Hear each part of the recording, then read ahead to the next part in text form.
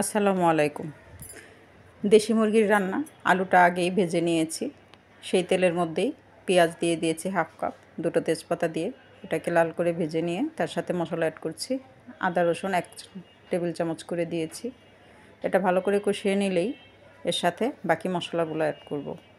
বাকি মশলাগুলো অ্যাড করার জন্য আমরা প্রথমে এখানে দিচ্ছি 2 চামচ মরিচের গুঁড়া, 1 চামচ হলুদের গুঁড়া, আর সাথে দিচ্ছি একটু জিরার গুঁড়া। যেহেতু আমি শাহি রান্নার মশলা ইউজ করব, তাই অ্যানাদার্স আর কিছু দিচ্ছি না। এটা কষানোর জন্য আমি একটু পানি ইউজ করব। স্বাদ মতো দিয়ে দিব লবণ। আপনারা আপনাদের স্বাদ মতো দিবেন। এটাকে একটু সময় ধরে কষাতে হবে, যেহেতু আমি চিকেনটাকে আগে ম্যারিনেট করিনি। ম্যারিনেট করলে এতটা সময় না দিলেও হয়। যাই হোক, এই যে পানি দিয়ে আমি মশলাটাকে কষিয়ে নিচ্ছি। এটার তেলটা চলে আসলেই তখন আমি চিকেনটা ইউজ করব। চিকেনটা দিয়ে দিলাম। এখন এটাকে নিজস্ব পানি উঠে এসে এটাকে কষিয়ে সময় ধরে একটু ধৈর্য ধরে তেল উঠে আসা পর্যন্ত প্রায় 20 মিনিটের মতো আমি রান্না করে নেব।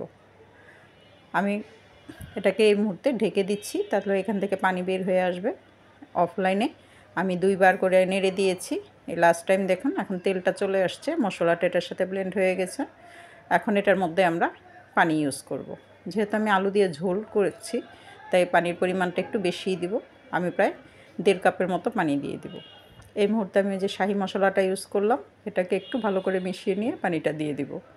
বেশি একটা সময় লাগবে না এটা হতে। জাস্ট আমাদের এখন পানিটা এটার সাথে ফুটে উঠলেই 10 থেকে 15 মিনিটের মধ্যে আমাদের এই রান্নাটা কমপ্লিট হয়ে যাবে। দেখতেই পাচ্ছেন কালারটা কীরকম আসছে। খুব স্বাভাবিকভাবে রান্না। এই যে আমার রান্না হয়ে গেছে। এখন শুধু ফ্লেভার এড করার জন্য আমি কাঁচামরিচ ইউজ করলাম। এখন এটাকে ধিম আঁচে রেখে দিব। আমি একটু চিনি ইউজ করলাম, এটা আমার স্বাদ অ্যাড করবে খাবারের মধ্যে। ধিম আঁচে 5 মিনিট চুলায় রেখে নামিয়ে নিব।